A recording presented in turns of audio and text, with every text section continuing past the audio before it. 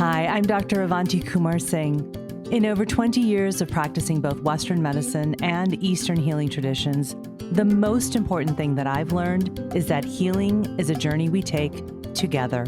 So on this podcast, I'll be demystifying Ayurveda and other integrated medicine, showing how these simple, ancient practices are the keys to unlocking a healthy modern life. We are all healing catalysts because healing starts within. It starts with you, and it starts right now. This is a Soulfire production. Episode number 59. Hey everyone, welcome back to the Healing Catalyst podcast. So today we're going to continue talking about mindset as medicine through the lens of a growth mindset. Now, I know many of you are probably thinking, I already have a growth mindset. I mean, I'm listening to this podcast, right? And I also want to challenge you to listen to this episode with a beginner's mind, because the wisdom and insight that my guest, Kevin Adler, shares is powerful and, dare I say, could be life-altering for you. As a nationally recognized thought leader in marketing and consumer engagement, and as an executive coach, Kevin partners with brands, many in the Fortune 1000, to create smarter consumer engagement strategies. He also supports executives to elevate their leadership skills and collaborates with organizations to create empowered, inspired, and mission-aligned cultures. With a diverse career that spans broadcasting, public relations, and sports and event marketing, Kevin eventually joined the executive management team for Relay Worldwide, a global sports and event marketing arm of the Publicis Group. He then went on to found his own agency in 2006, Engage Marketing, which went on to win industry awards, including being named a top 100 agency by Event Marketer magazine. He then launched the Altitude Group to bring together the best of his consulting capabilities and his coaching expertise to every brand, organization, and individual that he serves. With a lifelong commitment to leadership, learning, and growth, Kevin brings experience-based insights, including his personal experience as a martial arts instructor and a high-altitude mountaineer, which you'll hear about in this episode.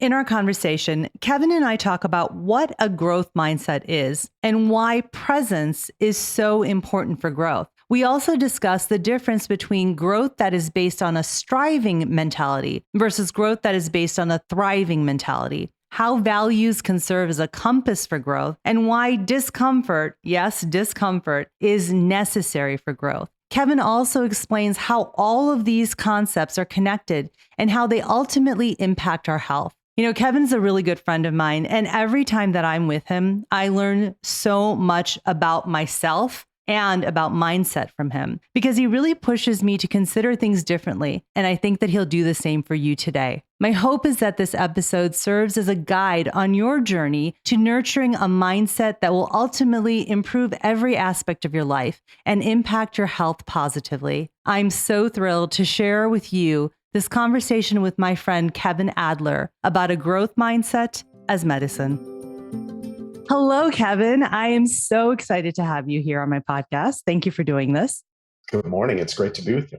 I know. It's always great to be with you. I love being with you. I have to tell the listeners that you came to mind to talk about mindset because, you know, we are friends, and pretty much every time that we meet, this topic comes up about mindset and growth and values, all of which we're going to get into today. And I think you have such a great perspective on this that I so want to share this with my listening community on the podcast. So again, thank you for taking time out of your busy day to do this with me. Super excited. It is my great privilege. Anytime I can talk about mindset and growth, that's a good day for me. So amazing. Amazing. Well, you're going to get to do that now. So let's just start with this. You know, you are literally a nationally recognized thought leader in marketing and, you know, consumer engagement. You're also a high altitude mountaineer. Every time I'm with you, you're talking about the next trip you're training for.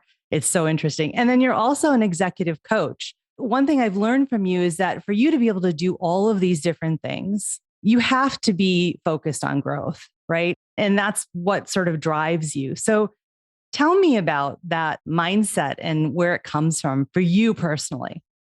Yeah, I'll kick us off with a quote that I heard from someone else that sticks with me on a daily basis and really shapes how I approach life. I had the incredible privilege of being on a speaking panel with a retired Navy SEAL named Clint Bruce, an extraordinary human being and one of the best speakers I've ever heard.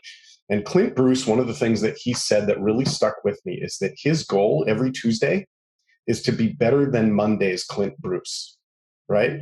And Yeah. it was this penultimate summary of, for me, the idea of a growth mindset, the idea of what is referred to in Japanese culture as kaizen, right? The idea of constant forward motion.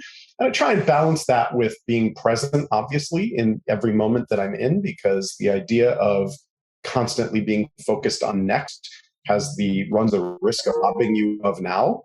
Every day, I look at life as a sport and as a performance sport. And so I try every day and analyze, what am I doing well? How can I do better? How can I be better? How can I grow? What do I want more of?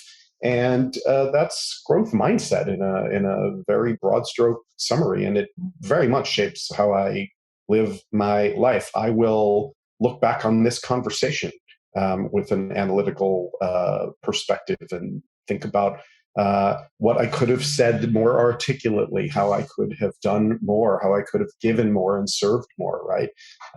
And, I think that, for me, I have what has been referred to as a servant's heart.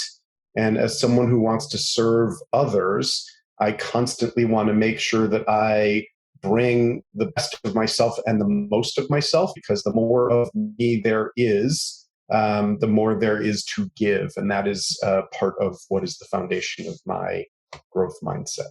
Well, what you just said, I want to click into that for a second. So you said the more of me that is present, the more of me that there is to give. Yeah. Yeah. So let's talk about that a little bit more, because I do think that staying present in this very, very noisy, busy world is really a challenge. It's a challenge for me. And I talk about it. I talk about this with every client and student that I, see, and it's in all of the education I put out there, right, is about being present, and it's not easy to do. So how do you do that? It's a big question. Yeah. So I'm going to answer it a little more philosophically than tactically for a moment. Sure. And I think that, because there's a lot of big ideas that are interconnected here. And one of the ideas that's at the root of what drives this for me is my why, right? I want to be of service to the people that I love, and I love everybody, right? And so that drives me to optimize how I show up, to make sure that my well is full so that it can provide water for others. And I think that especially with, and I coach a lot of very powerful, awesome women who have been societally programmed around this idea of selflessness, right? And we break down and deconstruct the word selfless. And if you take it and you break it into its two parts, we're on a slight tangent here, but it matters. If you take the word selfless and you break it into two parts, you've got self and less, right? That's the great irony of how this is societally programmed, right? Because if I'm less of myself, then I, by definition, have less to give, right? And so if one of my underlying whys is to be of service to everybody who I can potentially be of service to, then by definition, I have to be the most complete version of myself. I have to be the best possible version of myself in order to give the most of myself to the people that I want to give the most of myself to. And that comes for me through growth. If I'm stagnant, then I have a limited commodity of what I have to give. So I'm constantly refilling my well through learning, through experiences, through seeking and running straight at discomfort, because that's where all that growth comes from. And the more I grow, the more I am, and the more I am, the more I can give.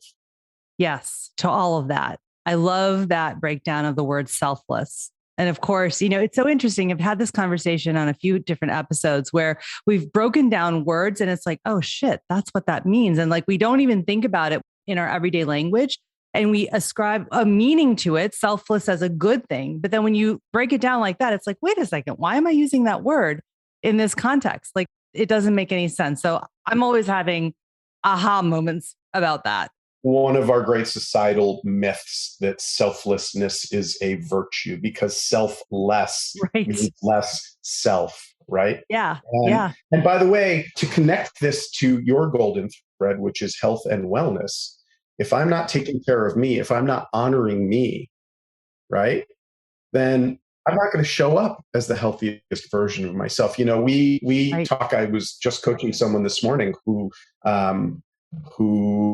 had the revelation that in their life they have operated from a "I would rather be liked than respected" perspective, right?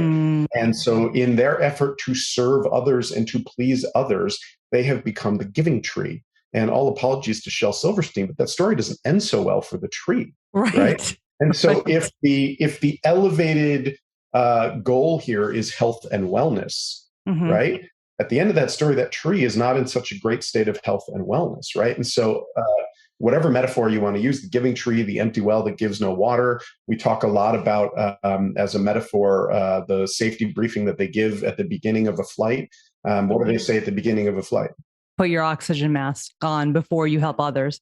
Put your mask on first before you help others, because if you run out of oxygen, you're of no service to anybody, right?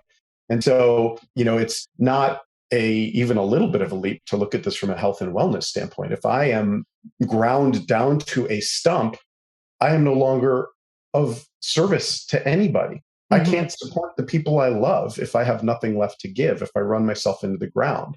And so this myth of selflessness creates a society full of exhausted, unhealthy, spent humans who can no longer love and support each other, right? Such a good point. And so what you're saying is that fill yourself first, because that allows you to be a greater service. And it also it's connected to your health and wellness, because when you are better, feeling better, living better, healthier in your mind, body, spirit, you have more to give. You have more ability to be of service in whatever way you want to in the world. Now, here's what's interesting about that is that in the wellness world, and it's big business in this country, growth is often equated with taking another course, finding another resource, trying a new way of eating, or this or that. And I feel like there's a difference here in what you're talking about, growth versus a growth mindset. I've been thinking about it. I'm not really sure how to really explain it, but I thought maybe you'd be a good person to think about that. Yeah, it's an interesting point. And I do think there's some connectivity. It depends on the lens through which you see it, or dare I say, the mindset from which you approach it, right? Because another very powerful concept that I think connects to all of this, which comes from Tim Ferriss, is this idea that life is an experiment. Yes. Right? And if you buy into the idea that life is an experiment, it allows you to, well, by definition, experiment with different modalities of wellness, different types of growth experiences, right? And I think if you're learning, you're growing. If you're experimenting, you are learning. And if you are learning, you are growing. So I'm okay with people trying different approaches to nutrition and different approaches to any modality of their wellness. I think that the essence of it is, are you rooted in a growth mindset, or are you rooted in anxiousness and therefore I have to try everything all at once because nothing's good enough and I'll never be good enough, right? And that's where the mindset thing comes in, by the way. And it's where it takes back to this idea of presence, right? The danger in a growth mindset is I'm never enough, I'm never good enough, right? And I hear my beautiful girlfriend smiling as she hears me say this and listening to this podcast, because it's called the striver's curse, right? It comes from Rich Roll and Arthur Brooks, and it is a very real danger, and it is something that I struggle with on a daily basis. We joke about it. My girlfriend Tracy and I, we watch American Idol, and Lionel Richie likes to lean into the contestants and say, "You were born enough." Right? And I'll yell at the TV and say, "What the hell does that mean?" Right? And And I kind of mean that. And I kind of am joking because I kind of get it. And I think what he's saying, I think my interpretation of it is, I have a mantra in my life: know your roots, count your blessings, strive for more. And any one of those parts of that three-legged stool, independent of the others, is incomplete, right? Because you have to know where you come from. You have to be grateful for what you have and who you are and what you are. And it's also okay if you check those boxes to want more. Right. So this is what I'm hearing from you is that the growth versus growth mindset. Okay. Lots of semantics. It depends on the lens. But what I'm hearing from you is this idea that when growth is rooted in this idea that I am not enough and I have to fix something about me or my situation or my health or whatever it is, versus I am okay. And my growth is about having new experiences, learning more, doing different things. That is very different. You just hit it on the head for me and really nailed it. Is that I think that's what I was trying to think about, is that in the wellness industry, growth is so much about fixing yourself.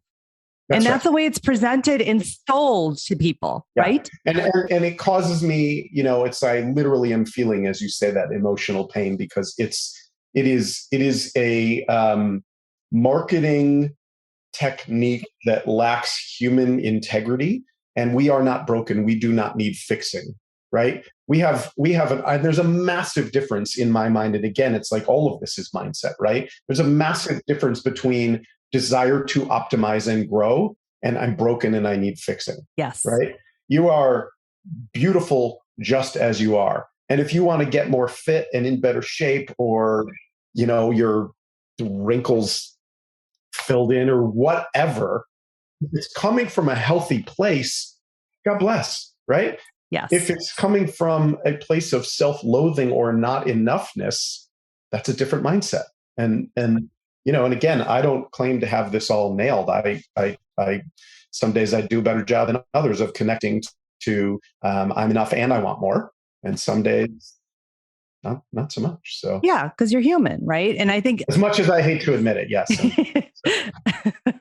But the point that you're making is so important, is that, you are a thought leader in marketing. So like, this is, how your brain thinks, how things are marketed to quote consumers. And in my case, patients and people in general who want to learn and get healthier and feel better about themselves, is that when it's coming from this place of I am broken, which is exactly what the wellness industry are marketing to, it's destructive.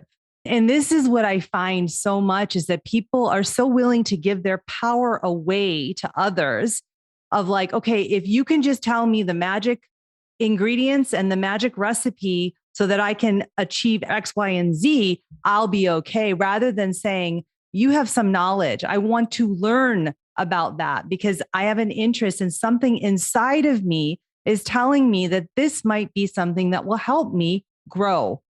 Right? Your mindset is your power, right? So when you talk about giving your power away, your mindset is your power, and your come from dictates the health of your approach to life, right? If Clint Bruce on Tuesday woke up and said, you'll pardon my French, but if Clint Bruce woke up on Tuesday and said, I was a real piece of shit yesterday, I'm going to try and do better together, that's not a healthy come from at all. Yes. Right? If Clint Bruce wakes up and says, I kicked ass yesterday, how can I kick more ass? And what can I learn from how I kicked ass yesterday? What can I learn from where I could have kicked more ass yesterday? That's a growth mindset.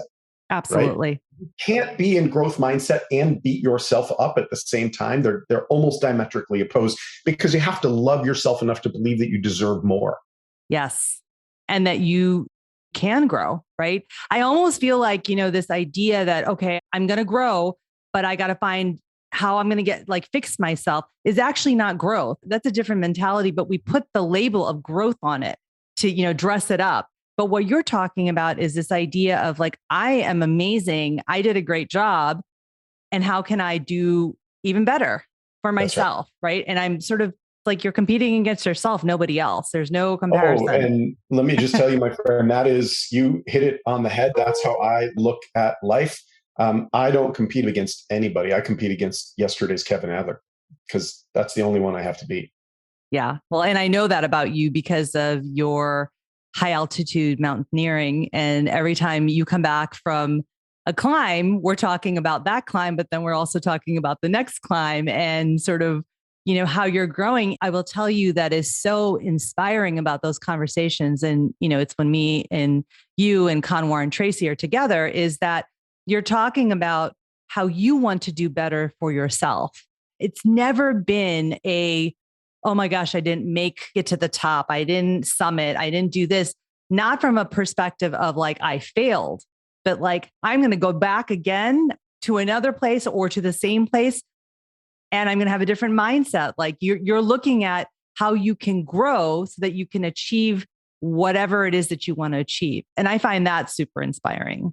Thank you for that. And we haven't had the chance to unpack because I literally just got back this most recent climb.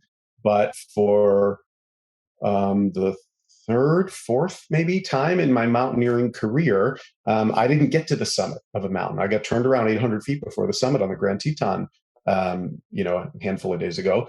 And listen, I'm a human being, and I'm a goal-oriented and achievement-oriented human being. So that kills me, right? And I don't feel great about the fact that I didn't get to the summit, but I am processing and unpacking those emotions simultaneous to focusing on the lessons that are available to me in service of my growth. And my growth is in service of me serving as inspiration to other people, right? When I post pictures and stories from my climbs, it's not look at me, it's look at what you're capable of. Yes. Right? Because I'm just a suburban dad.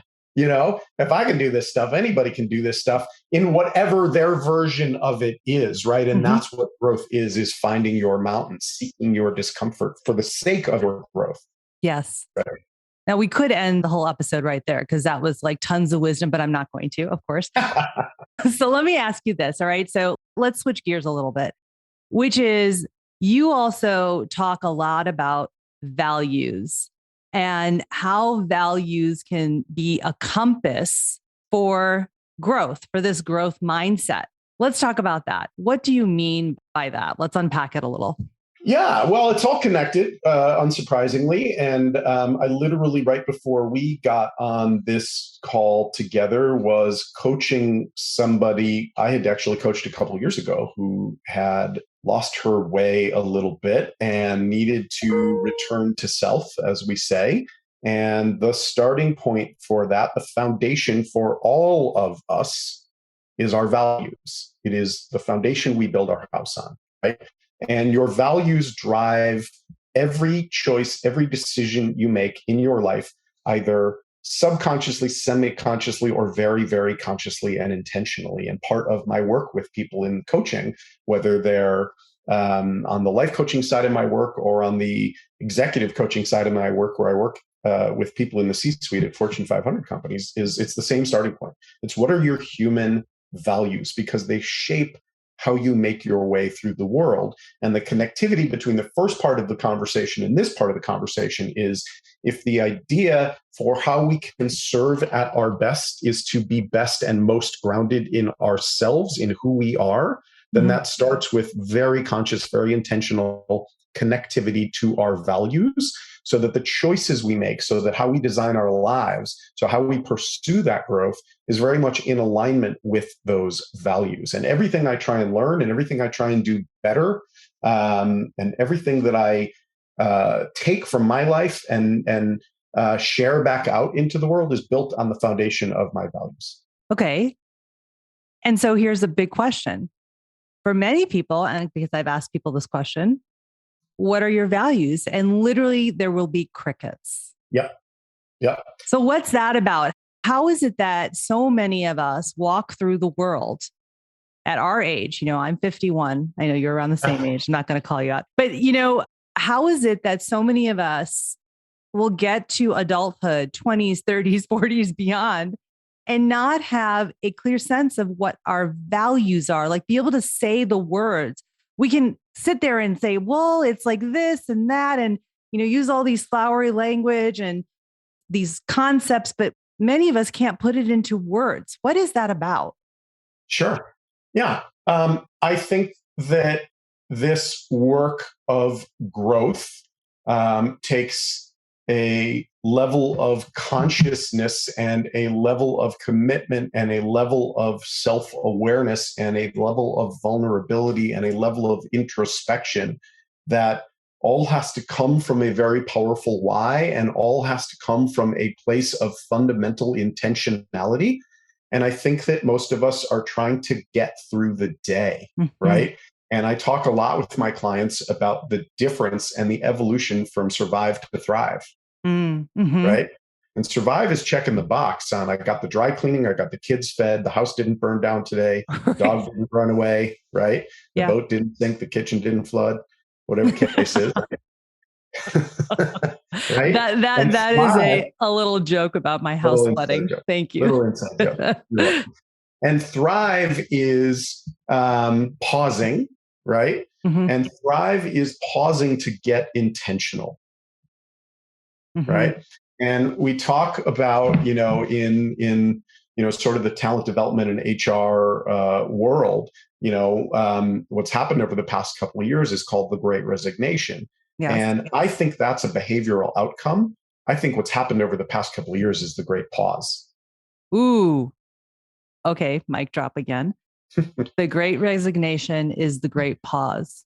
Yep, the Great Resignation is the behavioral outcome from the Great Pause. I think what happened is, as a result, literally, of the lockdown and the time that it afforded people, as a result of that much in our faceness of our own mortality, as a Yes. result of everything that has happened, rolling all the way up to the tragic circumstances in the neighboring town to mine a little bit more than a week ago.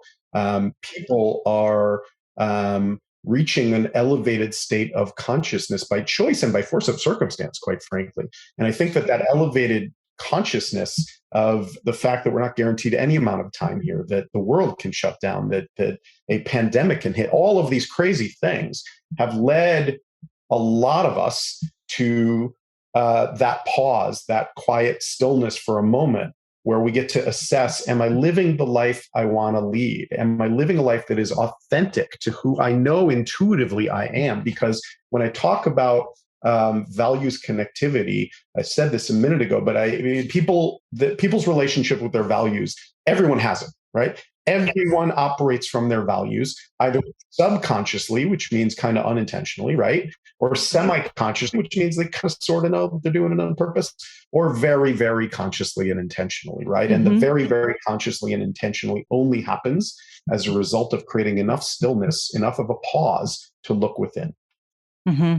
And so the question is a more tactical one in terms of how do I actually connect to my values and articulate them clearly. Google values exploration exercises or hire me, right? Or one of a Yeah. million guys like me, right? Right. And it's not it's super powerful, but it's not super complicated to create conscious connectivity to your values. The magic becomes what you do with that knowledge, with that awareness, right? Right. So would you say, based on what you just said about the Great Resignation being a behavioral response to the great pause that we had during the initial days of COVID lockdown, or actually the initial years of it, right? Mm-hmm. Would you say that you have experienced more people who are more conscious about their values? Absolutely, yes, and more desirous of that consciousness, right?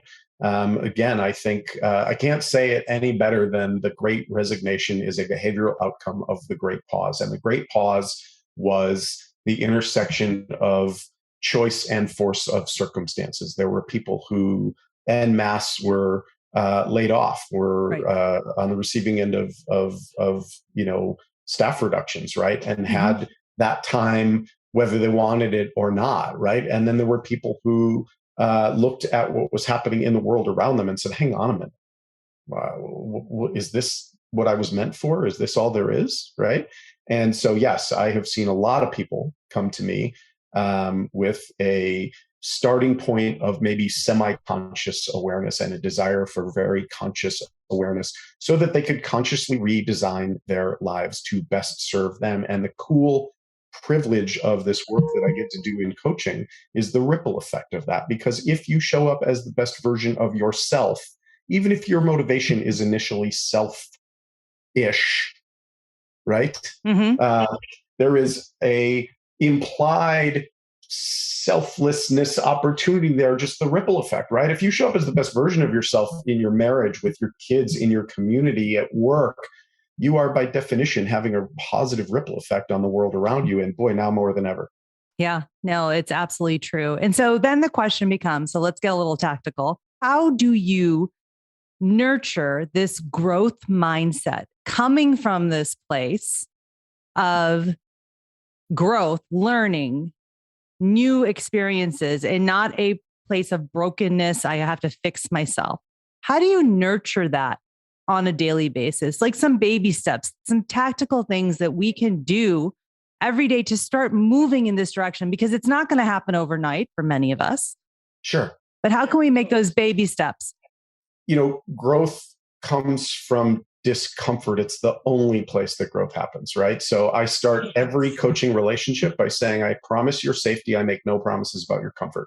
Because if I keep you comfortable, you're not growing. That's good. Right? I'm going to steal that. And yeah, absolutely. And I think that a lot of us, especially in this little bubble of Chicago suburbs that I grew up in, and that parented my generation, and most certainly the parenting generation that's parenting kids now, comfort seems to be the primary driver, right? And it's very much not for me as a parent. I have, I'm in my home office and I can see my daughter's messy bedroom from here. Hanging on the wall of her messy bedroom is a mission statement that I wrote when she was born, for the kind of human being that I want to deliver to the world. And I read it to her at her baby naming, and it hangs in a frame in her room, and it's my mission statement. And, I have in my own life, and certainly as a parent, aggressively sought out discomfort, right? For myself and for my kid. As early as I can remember, I would put her in situations where she had to grow through discomfort. And I think that, I know other like-minded folks, but I also think it's a little bit of an anomaly, because I think that we are hardwired for comfort. And so I think, how do you nurture a growth mindset? You have to fight your hardwiring a little bit, and you have to chase discomfort. And I can give you a million micro tactical examples, and they're going to be different for everybody. But the simple barometer is, if it feels uncomfortable, not unsafe, yes, but uncomfortable, then you're probably unlocking, right on the precipice of unlocking some growth. I've started doing cold plunges once or twice a week. And in fact, I've got one this afternoon, and it's a tub full of 41-degree water. And it is an incredible shock to the system, right? And man, do I love it. Not because it feels good, but because the discomfort allows for so much growth. And the first time that I got in there, I think I lasted maybe 3 minutes. And I was going to war with myself to get through those 3 minutes. And there are a few feelings that I love more than going to war with myself in the context of overcoming discomfort, because my Lord, the growth. Oh my gosh, the growth. Right. Yeah. And so now my goal is 5 minutes. Okay. So you have just put a new spin on the cold plunge. I will tell you, I know all the health benefits. I cannot get myself there. I'm like, hells no. I know, but you just help me think about it. Right. Because it's a reframe of the mindset, which leads you to a why, which compels the behavior. And that's what we're talking about, right? Is if you start with a why. Because when I train for these climbs, Avanti, I will put on a 37-pound weight vest and go on the Stairmaster for a couple of hours. And most people look at me and say, "Are you out of your mind?" And it's miserable. I leave probably with 7 pounds of water weight lost in sweat, and my legs on fire, and it's like, it's not comfortable. But it's driven by a very powerful why for me, and the growth that happens every time I put myself in discomfort. I just got back from this climb, and it was a different type of climbing for me. It was alpine rock climbing. Okay. which is the scariest thing by a factor of a zillion that I've ever done. I show you guys some pictures when I see you later this week. It's the scariest thing I've ever done. And the growth, oh my gosh, the growth. I didn't get to the summit and that bums me out, but I am so proud of overcoming that discomfort because the growth, right? And so that's where the mindset comes from. And you know, how do you nurture growth? You nurture growth by connecting to a powerful why that compels uncomfortable behavior for the results that uncomfortable behavior yields. That's my life. No, that's beautiful the way you just said that. And what's so interesting about what you said is you're using some of these physical discomforts as growth opportunities. And I think that's a really smart way of looking at it, because so many of us can get stuck in our heads and think about, okay, I'm going to learn more. I'm going to do all this stuff. And it's all up here in our minds, right? But what you're describing is actually using a physical challenge of some kind for yourself, appropriate to you, right? Defining that how you want to, but making the discomfort of that physical challenge, but then also being focused on what is the growth in overcoming that discomfort. So it's almost like you're connecting the physical, the body part of it to the mind, spirit. It's creating a connection. That's what I'm hearing, which I think is great. Absolutely. It's you know, the metaphor of mountains for growth has become a little, it matters to me, but it's become a little cliche out in the world. And you know, I this idea of choose your mountain, right? So if you have stage fright, get on a stage, right? You know, if you're afraid of flying, get on a plane, right? If you're afraid of heights, go somewhere high up, right? The growth only comes through discomfort, and whatever that looks like for you. If you have body image issues, go sit in a public pool in a bathing suit. You're going to be uncomfortable as hell. And at the end of that day, you're going to realize that you didn't burst into flames. You survived it. Right. And that's where the growth is. And growth is power.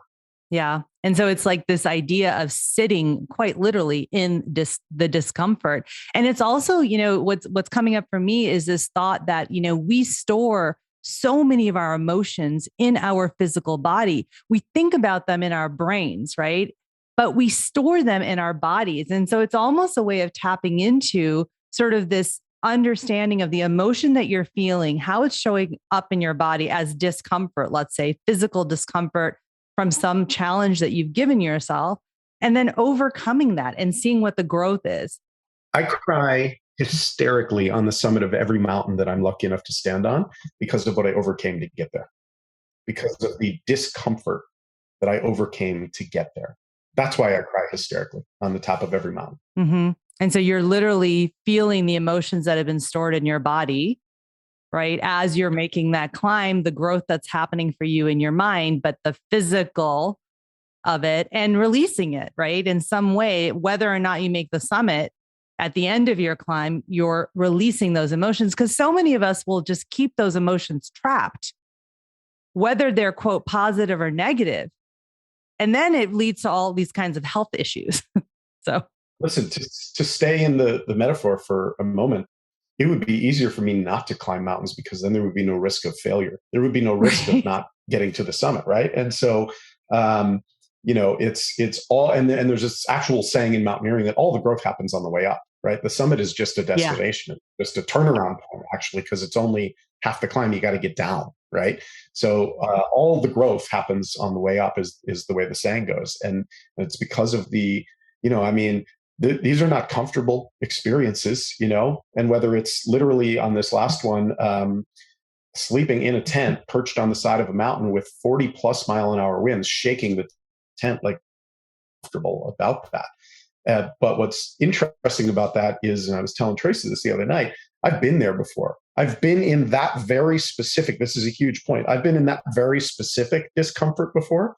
So while the other folks at my camp on the Tetons were a little freaked out by the 40 plus mile an hour winds and what if our tent collapses and blah, blah, blah, blah, blah. I had been in that discomfort before. So my mindset was, I know what this feels like. I know I can come out the other side of this. This doesn't really bother me. That's a hell of a metaphor for discomfort, for seeking discomfort for the growth that it provides, because whether you choose a mountain or whether it gets thrown in front of you, there will be mountains in your life. And if you've been on a mountain before, if you've been uncomfortable before, when that discomfort is forced upon you, They'll say, oh, I've been uncomfortable before. I know what this feels like. I know how to overcome this. I know how to tolerate this and ride it out, Mm-hmm.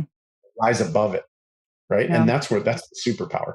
Right. And that's available to everybody, anybody. Right. I came back from a climb. I used to be very active in the yoga community out here in the suburbs and practiced with the same group of people 6+ days a week.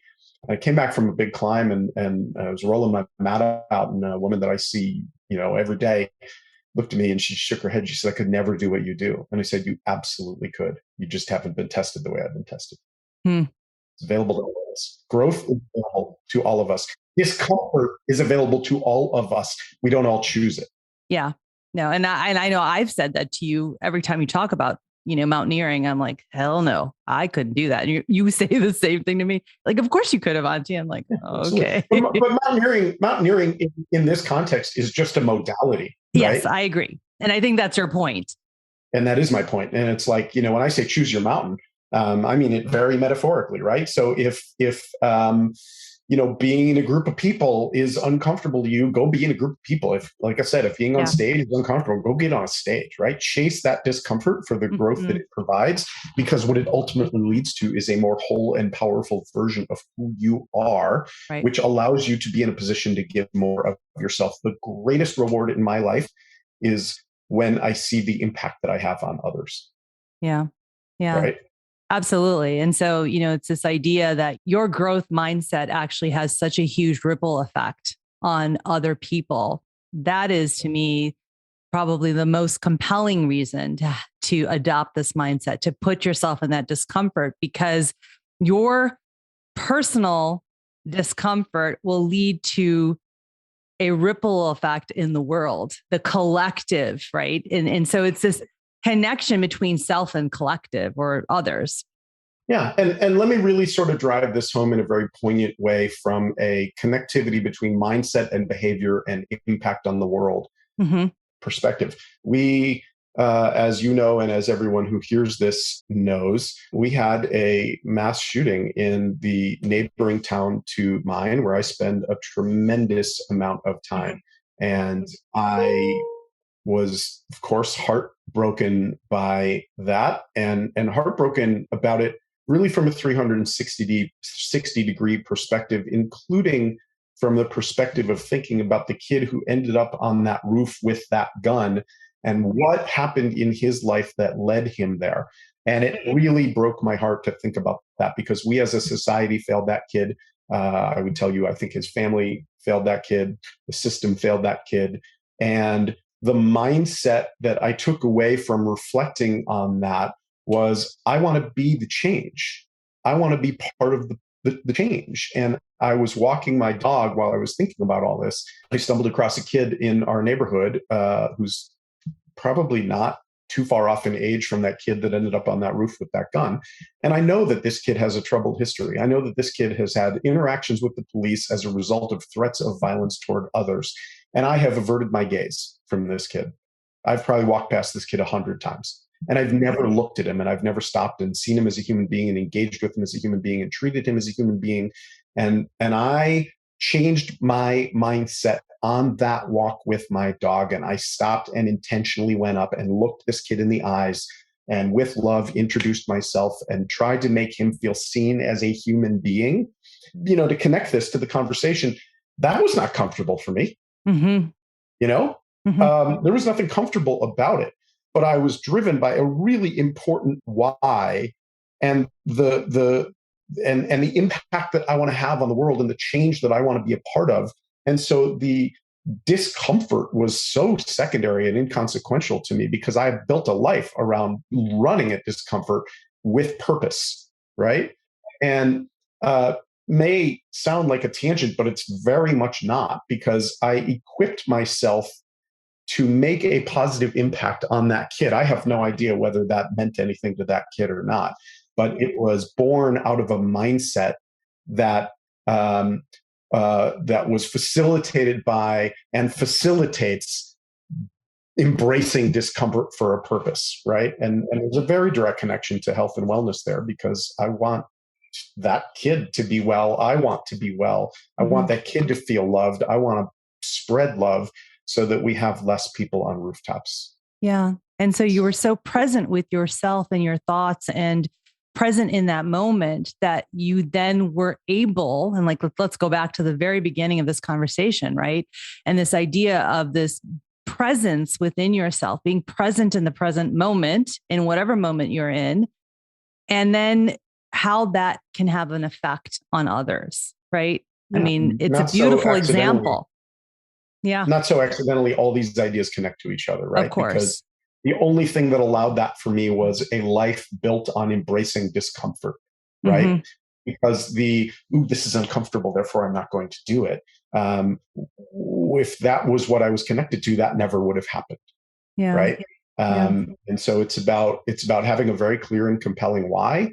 It's about chasing discomfort for the growth that it allows for you as a human being, which allows you to be the most human version of yourself, which allows you to share the most human version of yourself, which allows you to have the impact on the world that you want to have. Yeah.